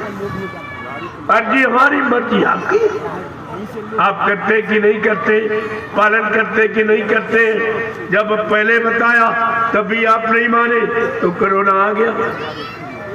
6 नवंबर 1986 को आपको जानकारी दी गई कि मतलब यानी अगर तुम शाकाहारी न हुए, सच्चे ईमानदार नेक भले इंसान चरित्रवान न बन पाए तो कुदरत की तरफ से एक बीमारी आ रही है। उस बीमारी का नाम होगा कोरोना।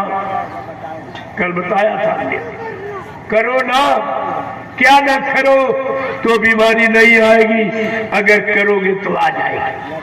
कोरोना का मतलब ये, लेकिन लोग नहीं माने। शासन प्रशासन भी उसी पर उतारू हो गया और परमिट लाइसेंस बनाने लगा। चाहे जितने मुर्गा काटो, बकरे काटो, मछली काटो, अंडे फोड़ो, घर पार नसबंदी करो, ये सब ऐलान करते।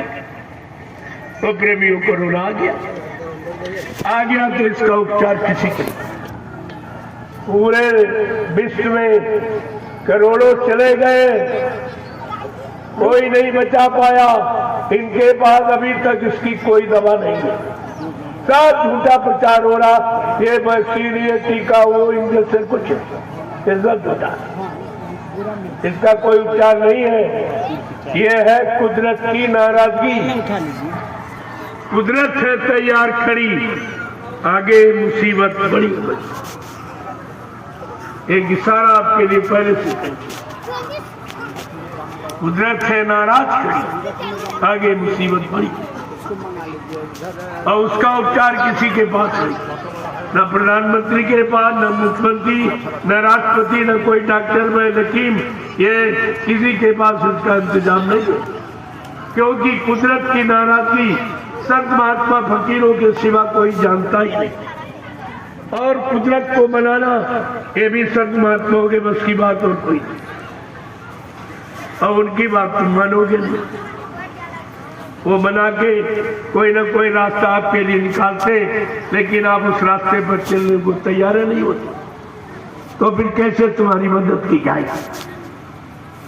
इसलिए आप बच्चों को सुनो, जब सुनोगे तो धीरे धीरे सब समझ में आ जाएगा, ये तुम्हारे लिए, तुम्हारे लाभ के लिए, तुम्हारे फायदे के लिए, तुम्हारे कल्याण के लिए।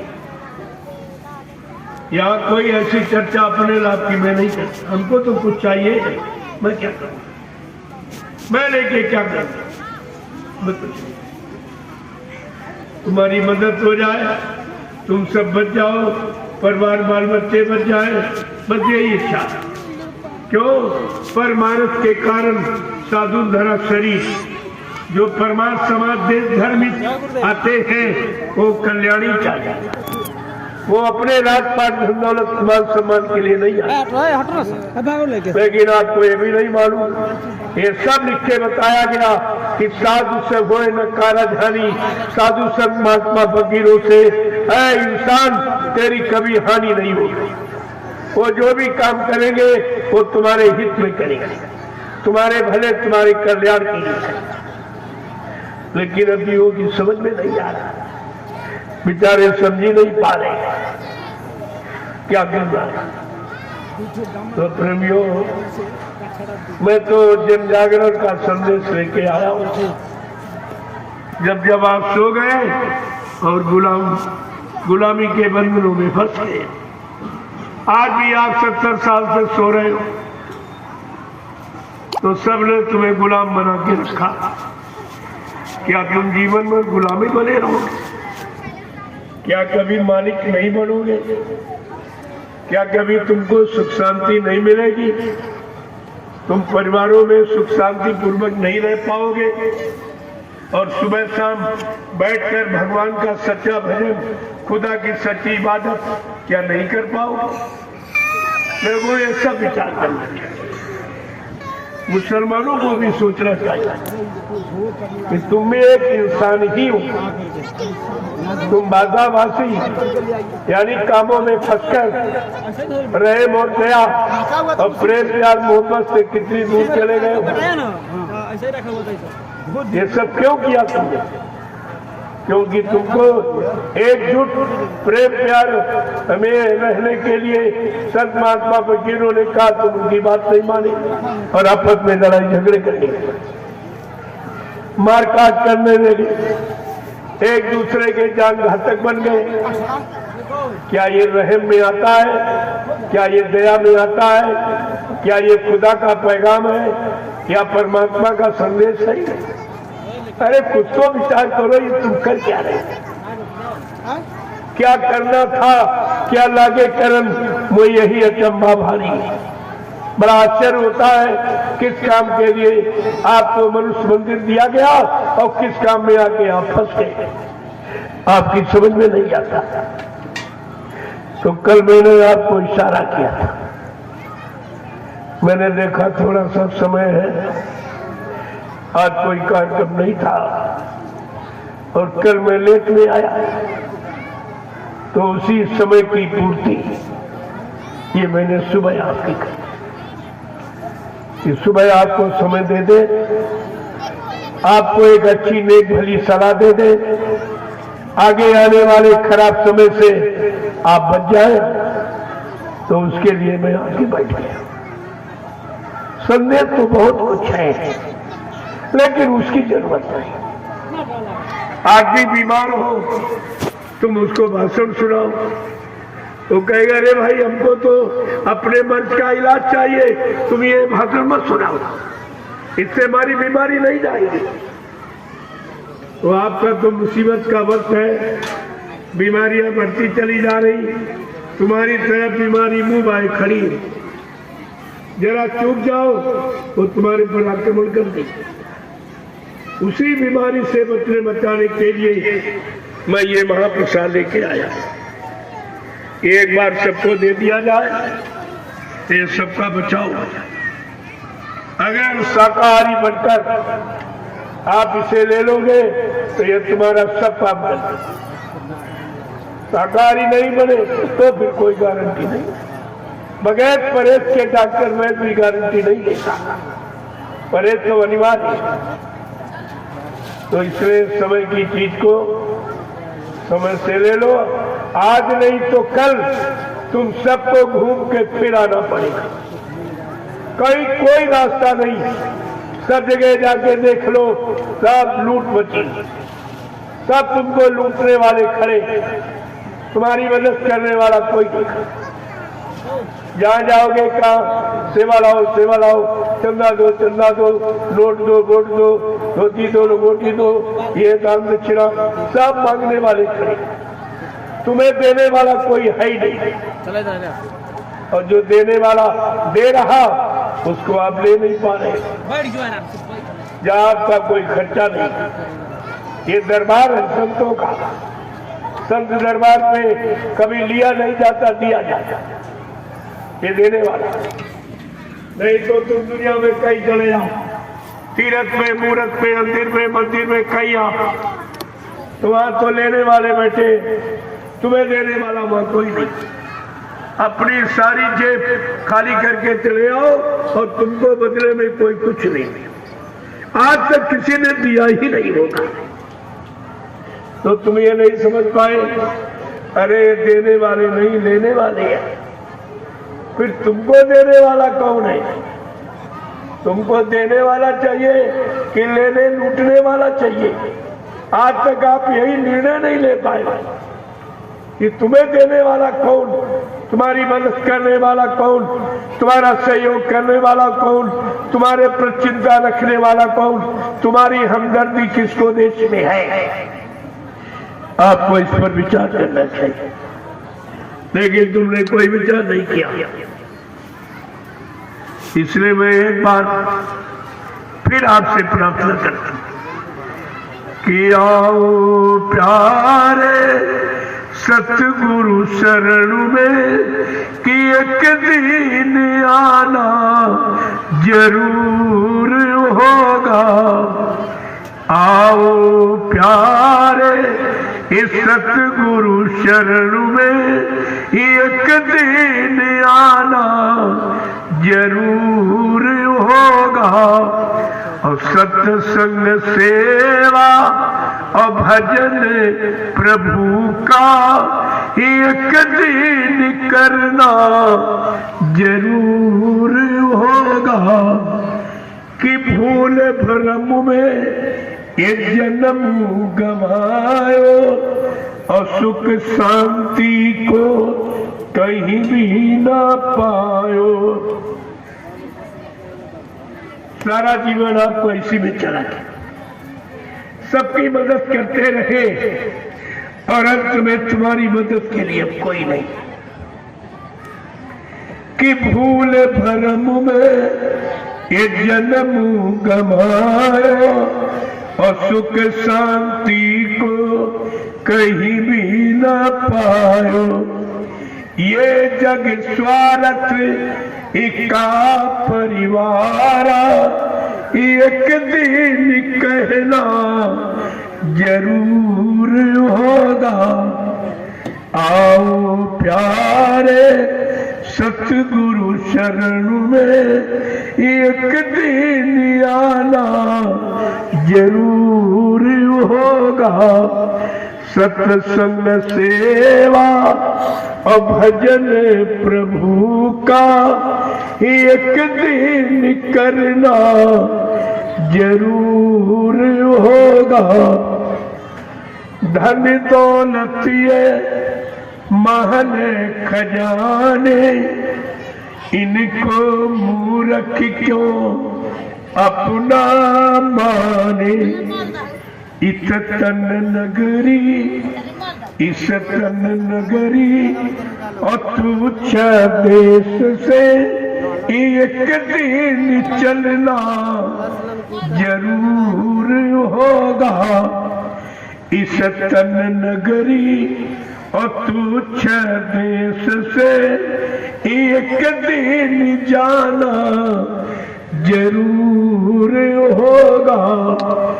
आओ प्यारे सतगुरु शरण में एक दिन आना जरूर होगा।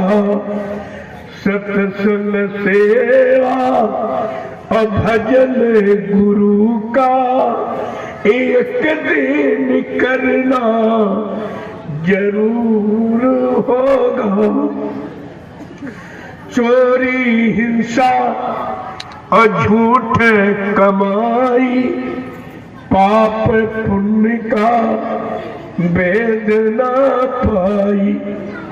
चाहे तुम करोड़ों लूट के इकट्ठा कर लो, लेकिन तुम्हारे साथ जाने वाला कुछ नहीं। सुई के नोक के बराबर। काल माया के देश का कोई सामान लेके आप नहीं जा सकते। क्यों? आप माँ के पेट से नंगे और अकेले आए, कुछ लेके नहीं आए हो। ये सामान जो प्रयोग कर रहे हो ये किसी का दिया हुआ, किसी के दिए हुए सामान पर आपको अधिकार नहीं है। प्रयोग करने का अधिकार, ले जाने का, खराब करने का अधिकार नहीं। तो क्या कह रहे हैं कि चोरी हिंसा और झूठ कमाई, पाप पुण्य का भेद ना पाई।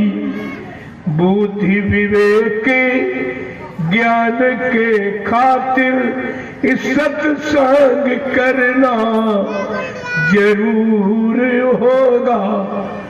आओ प्यारे इस सतगुरु शरण में एक दिन आना जरूर होगा। देखो कलयुग में आपको साधु नहीं बनना, घर गृहस्थी परिवार नहीं छोड़ना। ये तुम्हारा कर्म कर्जा। कोई बेटा बन के आया, कोई बेटी बन के, कोई पत्नी बन के, कोई पति बन के, कोई माँ बाप भाई बन के। ये कर्म कर्जा।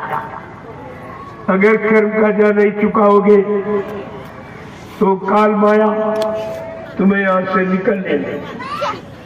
कहेगी पहले हमारा कर्जा दिए जाओ। जो तुमने शरीर इंद्रियों से यहाँ अच्छा बुरा पाप पुण्य जो भी किया वो हमारा कर्जा आप दिए जाओ। अगर नहीं दोगे तो तुम निकल नहीं पाए। इसीलिए अभी तक नहीं निकल पाए। कभी पशुओं में, कभी पक्षियों में, कभी कीड़े मकोड़ों में जन्म लेते रहे। जब जैसे कर्म किए तब तैसे शरीर योनियों में आपको जन्म मिलता है। इसलिए संत महापुरुष कहते हैं अब तुम आत्मिक कर्म करो, आत्मा से भजन। आत्मा से भजन होता है और शरीर मन इंद्रियों से पूजा पाठ, दोनों का काम अलग है। शरीर इंद्रियों मन से पूजा करोगे, काल माया का सामान राजा बन जाओगे, धनी मानी बन जाओगे, ये सब हो जाएगा। लेकिन जीवात्मा न जगेगी न परमात्मा से मिलेगी। यही जन्मते मरते रहोगे। तो कहते कलयुग में आपको छोड़ना क्या है? जो तुम्हें अटकाए हैं, जो तुम्हें रोके हैं, जाने नहीं दे रहे अपने घर यानी जीवात्मा को, वो कौन है? कि काम क्रोध मद लोभ को छोड़ो, ईर्षा राग से मन को मोड़ो। काम क्रोध मद लोभ को छोड़ो, ईर्षा राग से मन को मोड़ो। ईश्वर प्राप्ति अगर जो चाहो तो सतगुरु करना जरूर होगा। ईश्वर प्राप्ति अगर जो चाहो तो सतगुरु करना जरूर होगा। आओ प्यारे इस सतगुरु शरण में एक दिन आना जरूर होगा। और सत्संग सेवा और भजन गुरु का एक दिन करना जरूर होगा। जय गुरुदेव। जय गुरुदेव। देखो सीधा रास्ता प्रेमियों, अगर प्रभु प्राप्ति करनी तो बगैर सदगुरु के। गुरु क्या करता है? गुरु अच्छे बुरे पाप उनकी पहचान कराता, माँ बहन बेटी बहू की पहचान कराता, राजपाट धन दौलत मान सम्मान सामान दिलाता। और सदगुरु क्या करता? सत्य माने ईश्वर, गुरु माने मिलाने वाला। जो ईश्वर ब्रह्म पार ब्रह्म महाकाल सतपुरुष से मिलाए, दर्शन दीदार कराए, प्रेमियों उसको कहते हैं सतगुरु। और सतगुरु आपके मिले, आप सबको मिले, लेकिन आपने उनको पहचान नहीं पाए, न जान पाए, न मान पाए, न पहचान पाए, न अपना जीवात्मा काम करा पाए। ये कितना बारी आपने अपना नुकसान किया और अब भी नहीं सोच पा रहे कि हमारा इतना बड़ा नुकसान, जिस नुकसान की पूर्ति यहाँ रुपए पैसे धन और सामान से कोई नहीं कर सकता। ये आपने नुकसान किया, इसलिए अपने सत्यता सदगुरु पहचानो, उसकी पहचान। जब सत्यता सदगुरु पहचानो, जब उसकी पहचान करना सीख जाओगे और सत्य का ज्ञान महान आपको करा दिया जाएगा, जो जीवात्मा का आधार है। जीवात्मा काल माया के किसी सामान का प्रयोग नहीं करते, राजपाट धन दौलत इससे बहुत दूर रहती है। जीवात्मा की खुराक सत्य, शब्द आहारी सूरत, सत्य का पान करने वाली ये जीवात्मा आज बिचारी शब्द से बहुत दूर चली गई। जब से आई मृत्युलोक मंडल में, उसको अपना भोजन शब्द नहीं मिलता, क्योंकि शब्द सतगुरु के पास है। कहते शब्द रता सतगुरु पहचानो।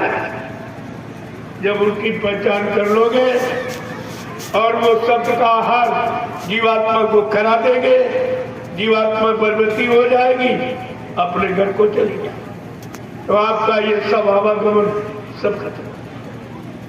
ऐसे प्रेमियों का होता, आपको तो ये मालूम नहीं कि कैसे काम होता है। तो आप हमारी प्रार्थना स्वीकार करें, आप भजन करने लगो और शाकाहारी, बस दो बातें, शाकाहारी हो जाओ और भजन कर। पूजा करके तो आपने देख लिया कुछ नहीं काम, कोई काम नहीं बना और बीमारी परेशानी बढ़ गई, तो जरा भजन करके देखो।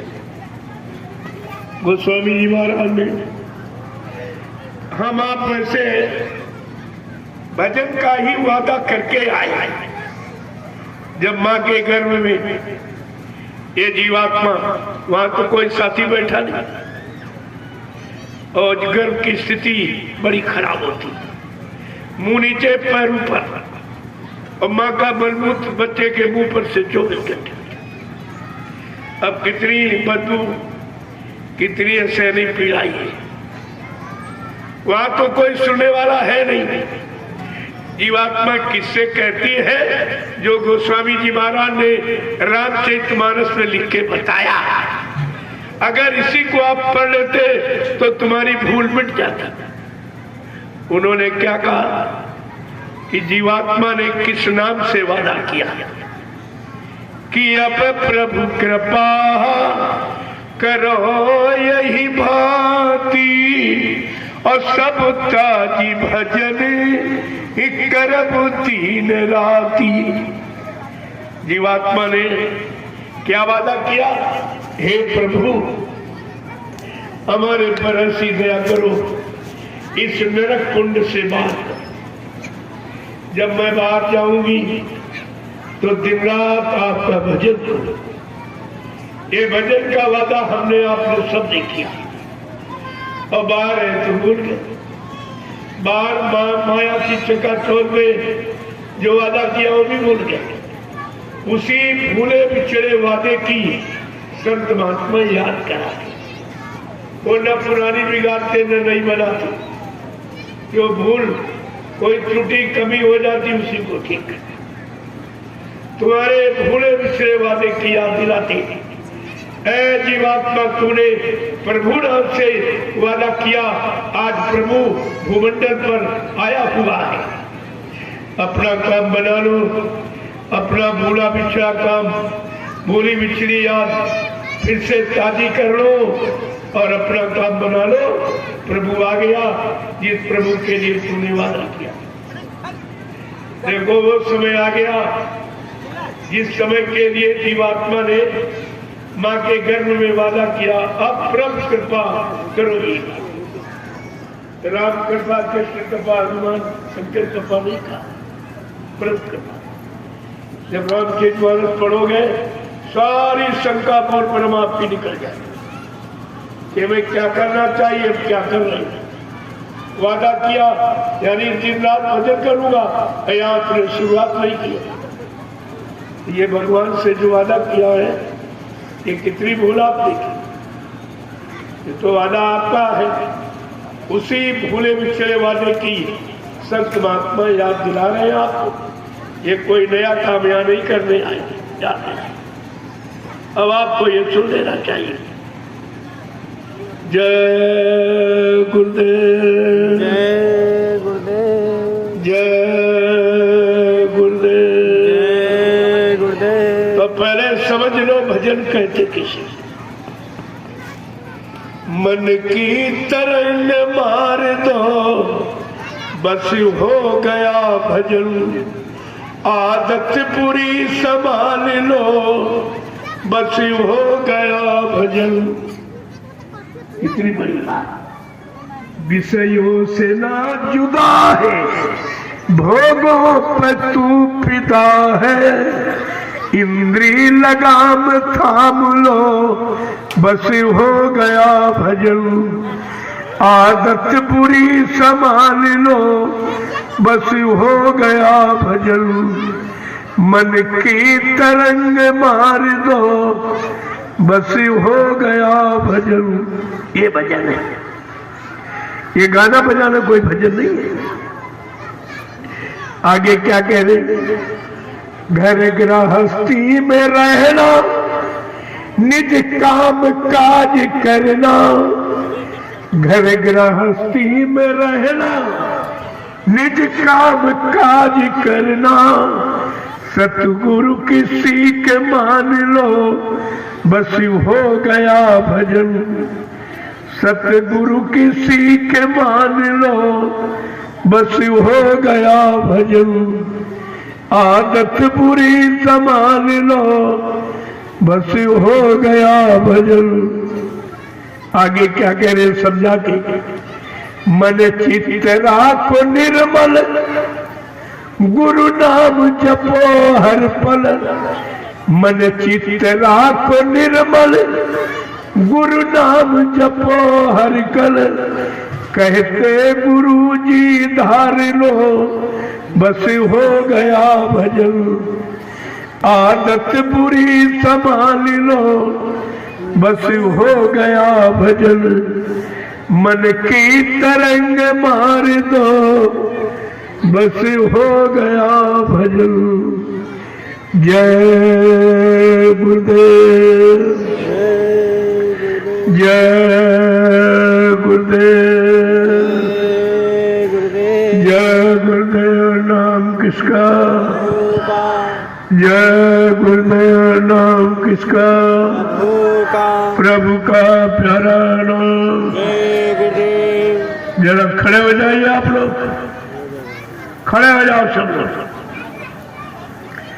लोगों। मैंने केवल अभी थोड़ा सा इशारा किया कि उस समय काम कुछ दूसरा होगा। जब सत्संग उन्होंने कहा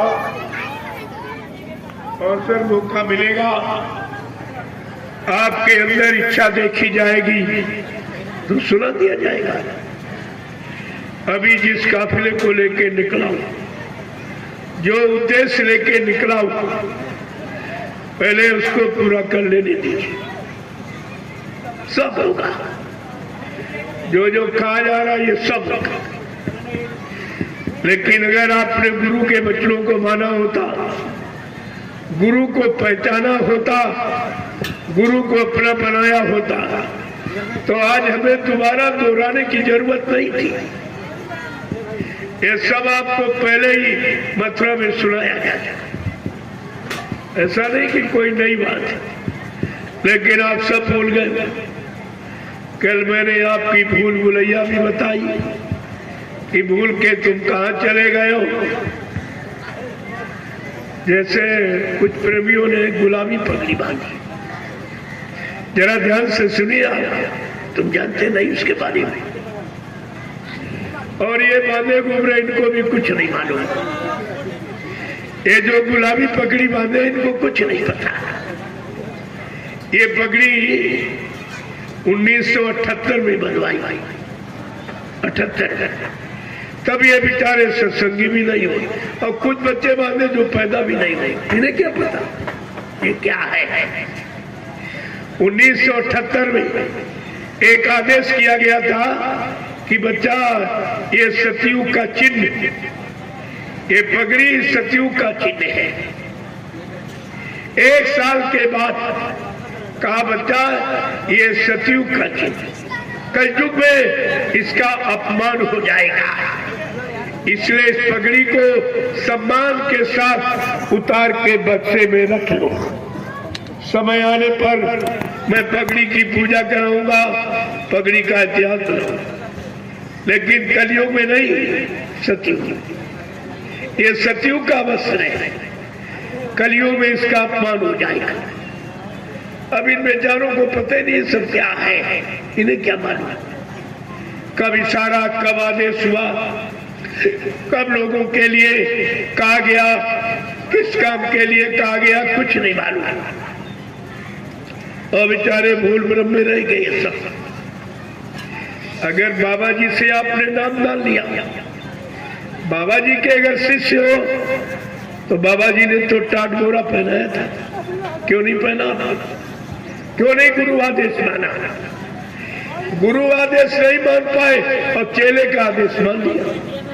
पहले गुरु, बुद्धि देखो इनकी कहां चली गई। अरे यहाँ गुरु का आदेश माना जाता कि चेले का आदेश माना जाता। तुम्हें यह भी नहीं मालूम है कि गुरु तुम्हारा काम करेगा, ये चेला काम करेगा। समझ में कुछ नहीं आया। जब तुम पगड़ी बांध के आते हो, मैं 1000 बार इस पगड़ी को प्रणाम करता हूँ। प्रणाम, क्योंकि मैं पगड़ी की महिमा जानता हूँ, इसीलिए आपको पगड़ी की महिमा और पगड़ी का इतिहास और पगड़ी का महत्व आपको बताता हूँ। ये आलोचना नहीं, महत्व बताता हूँ। इसको सम्मान के साथ बक्से में उतार के रखने का आदेश था, बांधने का आदेश नहीं था। और बाबा जी ने पगड़ी सिर का ताज बंधवाया। हरियाणा, पंजाब, राजस्थान चले जाओ, पगड़ी की महिमा आपको मिलेगी। अगर पगड़ी कोई नीचे उतार दे तो अपमान माना जाता। ये सिर का ताज, बाबा जी ने सिर का ताज मुकुट बंधवाया, और इसने क्या किया, कुर्ता पजामा सिलवाया, यानी पगड़ी बिल्कुल नीचे, और नारियों के साड़ी पेटीकोट में पगड़ी चली गई। पगड़ी का कितना बड़ा अपमान और गुरु के आदेश का खंडन, ये दो अपराध सीधे कर रहा, इसे कौन माफ कर देगा? तुम्हें नहीं मालूम गुरु से कपट संगत से चोरी की वो निर्धन की वो कोढ़ी, ये कुदरत का कानून है।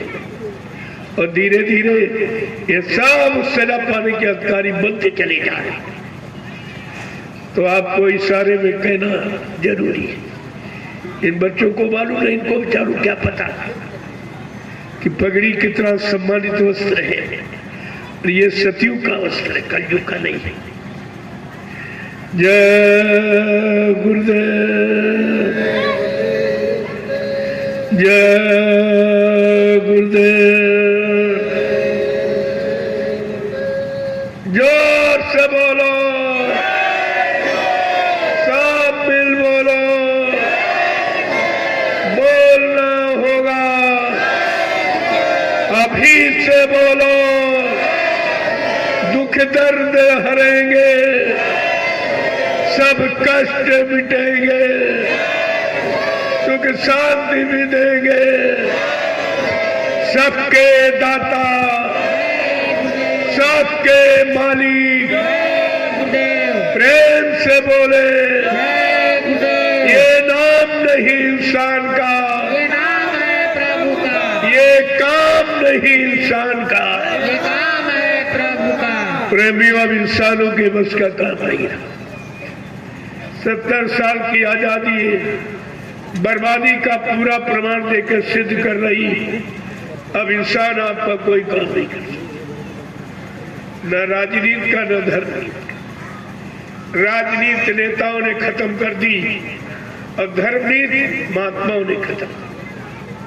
ये दाढ़ी बाल बढ़ा के, लाल पीला कपड़ा पहन के, चंदन बंदन लगाकर ये सब धर्म ही समाप्त कर दिया, सारी लूट। प्रेमियों, धर्म कैसे आया था इस भारत भूमि पर? धर्म के लिए भगवान राम को रावण से लड़ाई लड़नी पड़ी, धर्म के लिए भगवान कृष्ण को महाभारत करना पड़ा। ये सब आपको ध्यान में रखना चाहिए। ऐसे धर्म हंसी मजाक में नहीं आया। कितने लोग कुर्बान हो गए, कितनी माताएं निपुती हो गई, कितने बहनों का सुहाग लूट गया, तब आजादी का दर्शन हुआ। आज इन जिम्मेदार लोगों ने आजादी को पूर्णतया बर्बादी के कगार पर लाके खड़ा कर दिया, और आपको इस पर विचार करना चाहिए, लेकिन तुमने भी कोई विचार नहीं किया, आपने भी कोई समझा नहीं, इसलिए मैंने भी केवल इशारे किए। समय मिलेगा, आपके अंदर भाव देखूंगा, इच्छा देखूंगा, भूख प्यास सत्संगी देखूंगा, तो आपको पूरा सब पूरा खोल करके रखा। लेकिन आज उसको बताने की जरूरत है। अगर बता दूं, ऐसे ऐसे प्रेमी यहां बैठे जिनका हार्ट अटैक हो जाएगा, अपने गुरु का अपमान ये नहीं सह सकते। जो इन लोगों ने गुरु को आश्रम में बांध के जो सजा दी, चोर डकैत को भी सजा नहीं दी जाती। इनका जब इतिहास खोल के बताऊंगा, तुम इन पर थूकोगे नहीं, तुम्हारा थूक भी इनके लिए महंगा हो जाएगा। क्या नहीं किया गया, ऐसा तो कोई अपने सगे संबंधी के साथ नहीं करता, जैसा इन चाटकारों ने गुरु के साथ। वही खाते रहे, जिंदगी बिताई, शरण में रहकर खाने पीने ऐसो आराम में, और ये किया क्या? अभी आप इसके बारे में कुछ जानते नहीं हो। मैंने कल थोड़ा सा इशारा आपको जरूर दिया, लेकिन अभी उसको कहने की जरूरत नहीं है। जब जरूरत होगी तो धीरे धीरे सब बता दूं। वैसे इशारे में मैंने कल आपको सब कुछ बता दिया, कुछ बाकी नहीं रखा था। जय गुरुदेव, जय गुरुदेव, जय गुरुदेव। मैंने कल का समय पूरा कर दिया। जो कल मैं लेट से आ पाया। देखो इतना खराब रास्ता था, उसमें यानी 20 किलोमीटर में 5 घंटे लगे, इतना खराब, और रास्ते में तमाम लोग खड़े हो जाते, इसलिए मैं आपके पास लेट में आ पाया। उसके लिए मैंने कल आपसे माफी मांगी थी कि मैं लेट हो गया, मैं सत्संग के समय को पूरा करता। आज मैंने इसीलिए कल का समय आपके लिए पूरा कर दिया। आप ये कह नहीं सकते हो कि हमको सत्संग नहीं मिला, हमको वचन नहीं मिले, हमको जानकारी, हमको दर्शन नहीं मिला। ये सब आपका, जो लोग नहीं मिल पाए या मैंने उनको प्रणाम नहीं कर पाया, उनका दर्शन नहीं कर पाया, महाप्रसाद नहीं दे पाया, तो आप ले लीजिए। नए लोग अपना रेणुका ले फिर से ले लिया, ऐसी कोई बात नहीं है। फिर से आपको डबल मिल जाएगा, अच्छा रहेगा। अब आप लाइन से आगे, क्योंकि हमें निकलना है, सीतामढ़ी पहुंचना है, रास्ते में भी समय लगेगा, बड़े बड़े वाहन हैं, ये रथ से थोड़ा धीमे चलता है, तो समय से शाम को पहुंच जाए। जय गुरुदेव। आज के कार्यक्रम का मैं इससे विराम ले रहा हूं। कोई भूल चूक टूटी गलती हो गई हो तो आप लोग छोटा समझकर हमें माफ करेंगे। फिर कभी मौका मिलेगा आप सबके दर्शन करूंगा और सत्संग के अनमोल वचनों को आपके सामने रखूंगा। लेकिन आज ये समय काफी लेगा, थोड़ा दूसरा समय है, इसलिए मैं वो कहना उचित नहीं समझा। जय गुरुदेव। जय गुरुदेव। अब आप लोग महाप्रसाद ले लीजिए।